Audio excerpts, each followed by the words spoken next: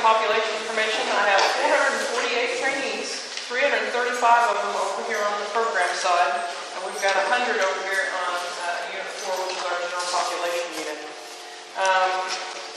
I have 47 officers, 83 support staff, for a total of 130 employees here at Bill Johnson. That includes my contract staff and centralized positions as well, so 130. We just hired a new construction and maintenance administrator, Jeff Beechin. I stole him from Northwestern. We are happy to have him on board. I think his first day was yesterday. He comes with licensing and a wealth of knowledge, so I'm lucky to have him. Friday this week, I gave up my warden's assistant position, which is still an administrative programs officer, and we are shifting those duties to reentry. So I will be one of the only ones here in the state that has two reentry, dedicated reentry persons, because we just felt like that would better serve the facility and better serve the agency. So some of the things that we've finished here this year was our operations audit. That was the end of February. The Department of Corrections sends in an independent team of auditors and audits each facility annually. There are approximately 1,034 standards that must be met. We are pleased to announce that Bill Johnson only has 5 correction actions required. 2 of these are design issues, so that we can't fix. It's an ACA standard for squareage for inmate, and then daylight, natural light, which is just a design issue we can't fix. The other 3 things are very minor things, and we fixed them on site, so I am very, very proud of staff. We worked really hard doing that, didn't we, guys? So overall, staff did a fantastic job. Part of our policy requirement, as we were doing this audit, I went through it and realized that part of it is we have to do some goals and objectives for this group. So I wanted to put that out there today as not necessarily we decide on things today, but if there are things that we can help the city of Alva with, and Kelly already know, BJCC crews. Actually, Deputy might have come up with a solution on some of that, so we may be a little closer than what we were. But if there are other things, I've talked to you about the barbecue. We could maybe do some smaller warden's crews kind of things and help out with some of those events. I know you're a car show. Actually, it would be easier to do those smaller, dedicated PPWP crews instead of the ones that go out every day. I think we could manage that. But if there's other things like that, if you will let us know, it is our goal to be a help to the community, and in turn, you guys help us teach our inmates and trainees how to be good, productive humans too. So if there are things that you can think of that we need to do to help out, just let me know, and we'll throw those in our minutes. And if you get feedback from other people from the public on different things, let me know, and we'll see what we can do there. Okay.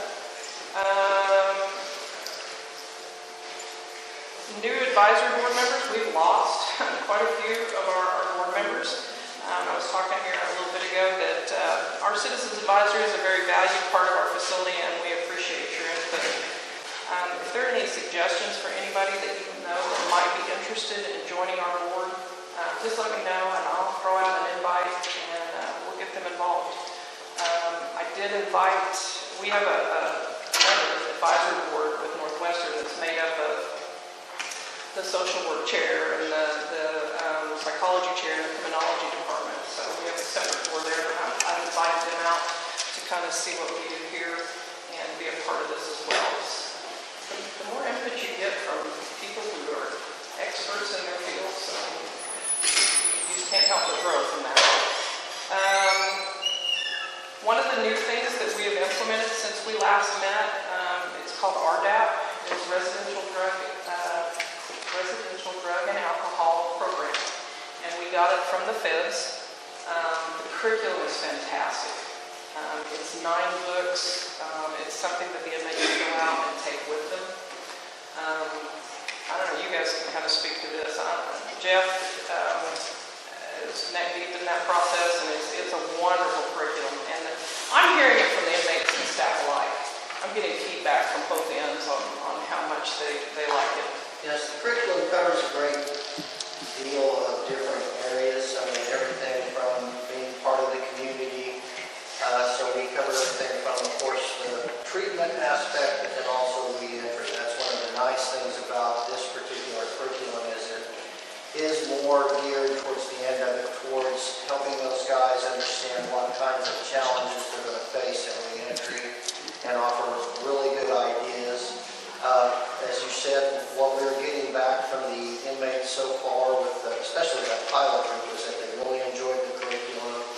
Counselors all like it, so everybody's on board, and it's rolling pretty smoothly so far. We've had minor hiccups, and hopefully we can continue to keep doing it. You know, the pilot group that we first put together with that was pretty hardcore dudes. We had one of our gang shot callers, and I mean, we picked a tough crowd for a reason to test it out. And interestingly enough, 2 of those have called back in. One of them that did not do well to begin with here have actually called back in and thanked us. Chad, one of them was called Chad back and thanked him for his participation in it, it is so good to hear that.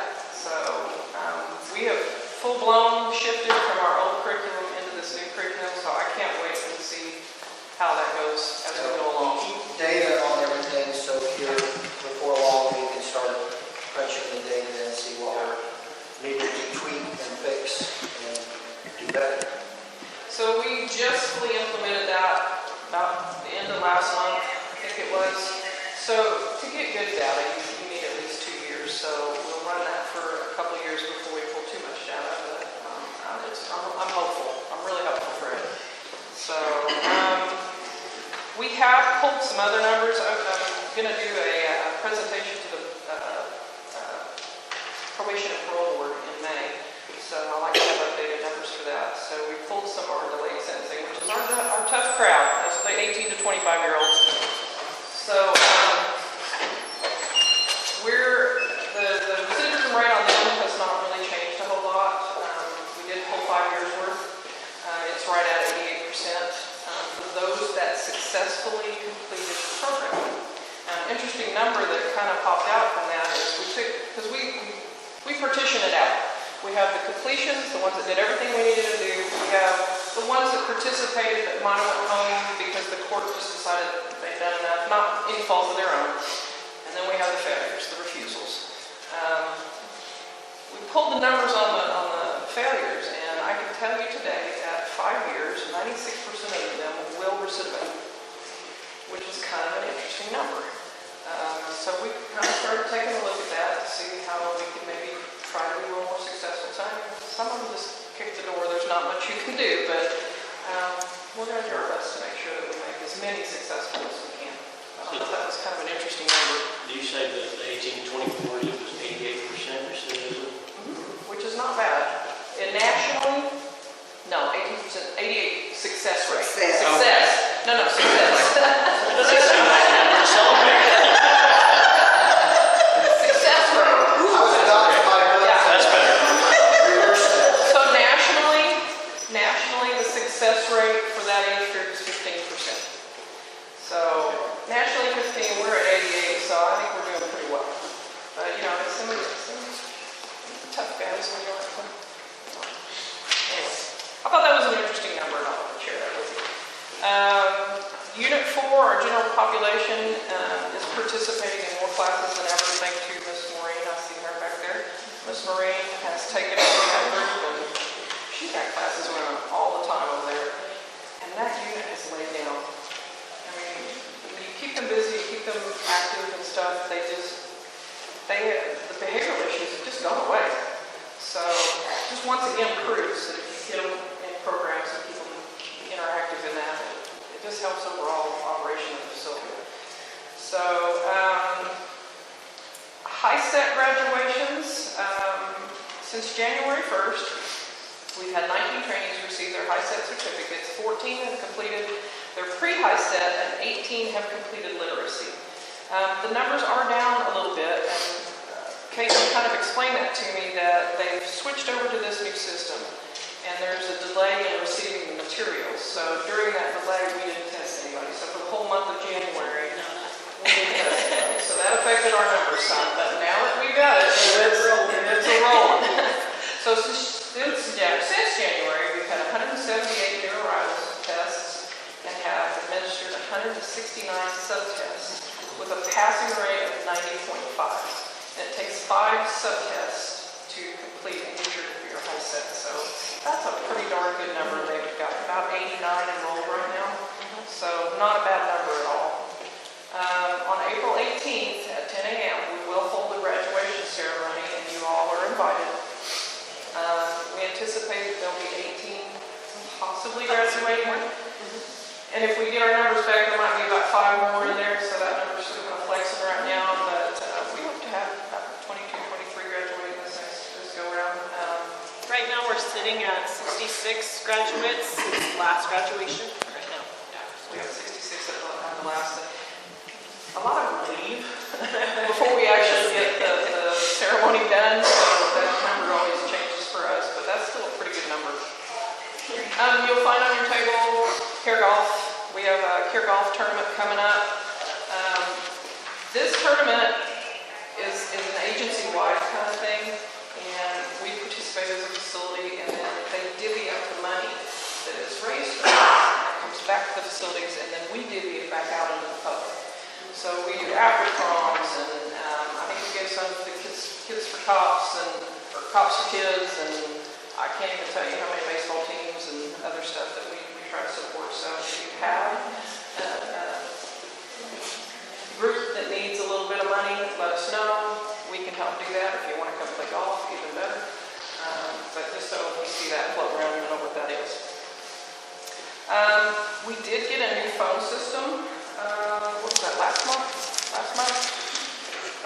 It's the VoIP phone system. I say I like it, but it is new and upgraded. We needed it. If you call the facility's main number, that 327-8000, that has not changed.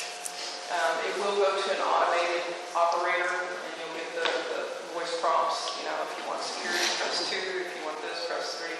And if you know your extension, then you can dial that in. But it does have the capability to do voicemail now too, which is kind of nice. But the main number has not changed. That's the big thing. Everybody's like, Chaplain Clapp is not here today to discuss chapel events. That man has more stuff run, and you gotta stand in front of him sometimes and go, whoa, because he really has a lot running. The prison ministries that he's gotten us involved in, incredible resource. And then the big church, I can't think of the name of the big church. Crossing Church. Just fantastic resources. They just are coming out the woodwork with volunteer programs and Bible. I was just telling them we've got 5 boxes of Bibles that we just received, and nice ones too. So we're really excited about some of those networking things that he's been able to do. He has requested, if you would consider, he would like to paint the inside of the chapel. We've had numerous, I think you can see one back there on the wall, repairs. It's hard to match this paint. Just wants to go back with white. I have attached a couple of quotes that he's calculated. If we use the chapel funds, I can keep the purchases local. I can use WW Star, I can use Walmart, I can use AdWords. If I have to use state funding, that goes to a contract that says I paint out of Oklahoma City. I don't have a choice in that. So he is requesting some funding on that, if you guys consider that. And I know we have, Brenda and I have also discussed the signatures on the accounts for those 2 bank accounts. Freeland is getting up there, and I'm always able to do everything that I know he wants to do. So just as good measure, I think we're going to look at adding a couple signatures to those, if that's what we need to do. We don't even know what we need to do. So would you guys be willing to kick in some or all, or, I mean, no, I can't think of that. If you want time to think about that, you're welcome to as well.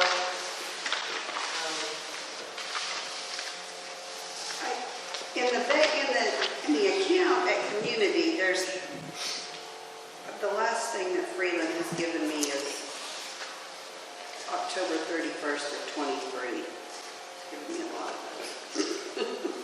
But anyway, we have like $7,200. Okay. So, I'll tell you what, take the information, y'all, kind of chew on that a little bit, let me know what you think, and at our next meeting, we'll ask if you make a decision. Is that fair enough? How does that count? part of it, I know, was leftover money from when the chapel was built. There's also money in the Communities Foundation of Oklahoma. There's a fund, there's an account there. Some of that money, I know part of that money is the distribution that comes from that account, that goes into that account in community, from the Communities Foundation. And we don't generally touch that one. I think that is Yeah, that's kind of been, for some really bigger projects. yeah. This is, the chapel fund is just mainly for this kind of stuff, this kind of stuff. I was going to say, if that's what it's for. I mean, that's kind of what we've done in the past, is use that for things that were needed, that maybe just needed to. The only thing I would say is that we asked John if he would give a little bit of a discount at Star Lumber, but I don't know that he will. But I would recommend that we do it from Star, just because I think that's local and maybe Walmart isn't. Agreed. Well, and I think the paint's probably a little better quality too. Yeah. Well, Make it so. getting it put on will not be a problem. I have plenty of crews to get that done. So, and I will provide all the rollers and masking tape and all that part of it. So, all right, well, So we are going to have to figure out how to sign checks. He can do it. He can't do that. All we gotta do is ask. so for the record, all those in favor? Aye. All those opposed? And the ayes have it. So, thank you very much for that. It's a wonderful building, and I want to take care of it as best we can. So that's basically all I have on this. Again, we talked about the just for emergency purposes, the signatures on the bank account. Brenda's going to do a little bit of research on that. And yeah.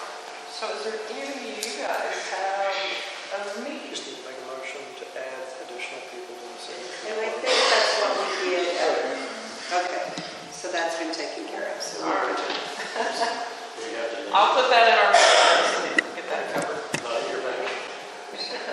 For citizen rate nationally, where do you rank? We're way up there. Yeah. That's always one of the bright shining stars that this facility's had ever since it opened, is the citizen rate is way above the national average and number one in the nation at helping people stay out of facilities. Well, our Governor Stitt, and our director are both, I think Governor Stitt actually talked about being, top 10. So that's my goal too, to be, right up there nationally. That would be great. It's a little hard to pull some of those numbers sometimes. We use the Bureau of Justice a lot because that's just a federal agency that collects a lot of statistical information. So we pull a lot of comparisons from them. And it's good quality statistical information. You can't always rely on everything you pull from the internet. So we try to use that Bureau of Justice to do that. That 85 or the 15% that I told you, yeah, that comes from Bureau of Justice. But we've got some lofty goals. We're looking at something that will make us the first in the nation to ever implement. But we're still in the infancy of that. I know Jeff, Trent, they know I want to talk about it.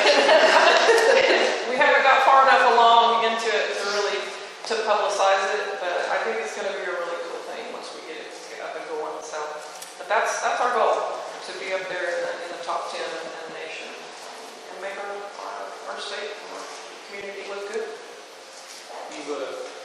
mentioned bringing on a second reentry officer, or is that? That will be this Friday. We have second interviews on that this Friday. Christy, where's Christy? Christy's over here. Christy is one of the few dedicated reentry officers that most facilities have. Spitfire Christy over there. There I am. She makes sure that our inmates leave here in a good way with a plan, a place to live. They call her back if they get in a wreck. We want them to. We want, if you're getting a wreck and you need some resources, we're going to point you to the first AA meeting or, whatever it is that we need to point you to so that you don't get off in that wreck and get back into prison. But she probably gets more phone calls and what have you. I get a lot. So, I had one not too long ago. He said, Miss Dahl, he goes, I talked to you a year ago. He left our facility. He said, I remember one thing you said in class, that we can always call. And I said, yes, you can. And he called and asked me a question. yeah. So, Well, like calling our lieutenant. So, we developed those relationships here, and I think it's a big part of why we are as successful as we are. Do you? So, yeah.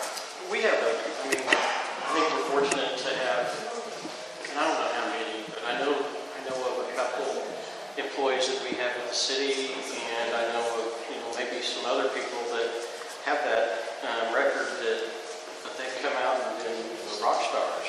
And I would like to think that if there was an opportunity, maybe holler at some of these, and I don't know if they were Bill Johnson programs or anything like that, but one of the guys we got at the city he's doing very well.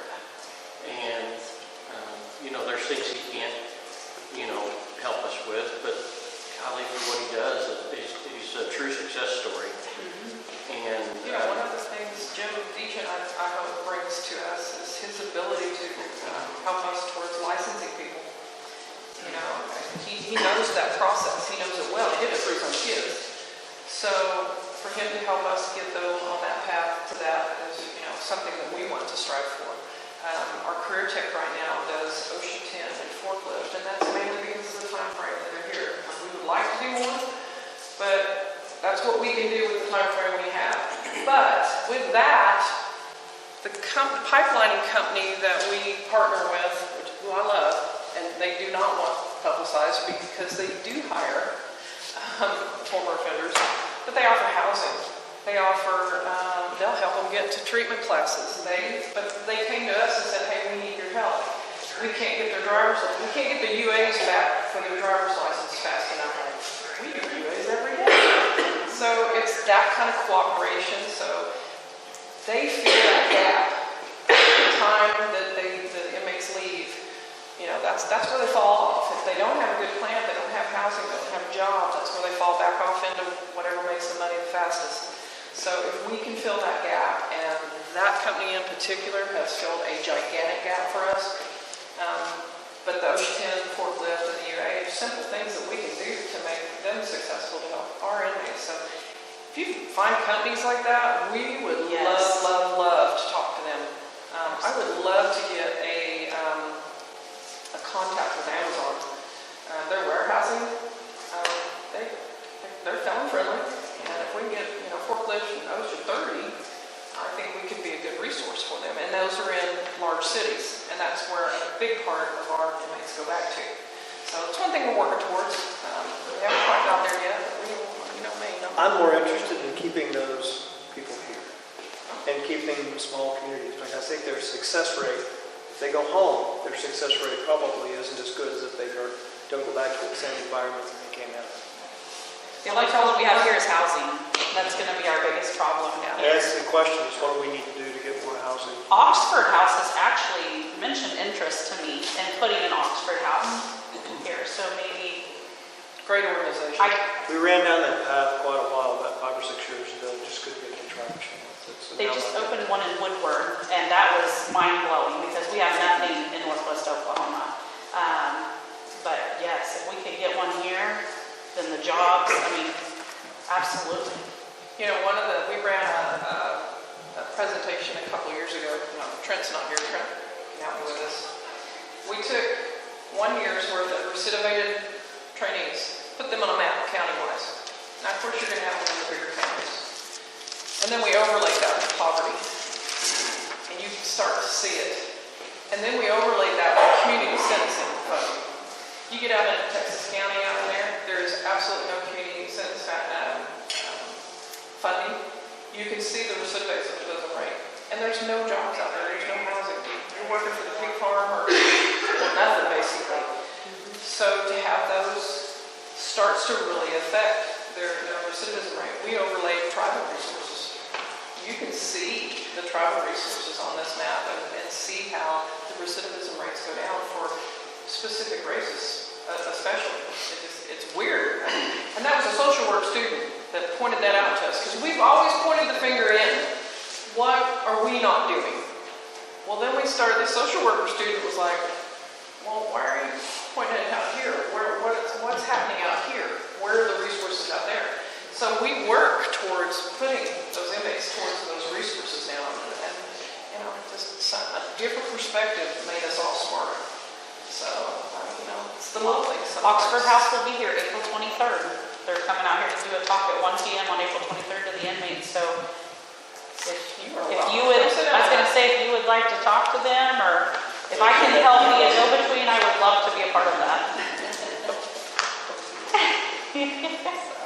That's all I have today. If there's anything else, anything we can do, just let me know. You guys all have my number, you all have my email.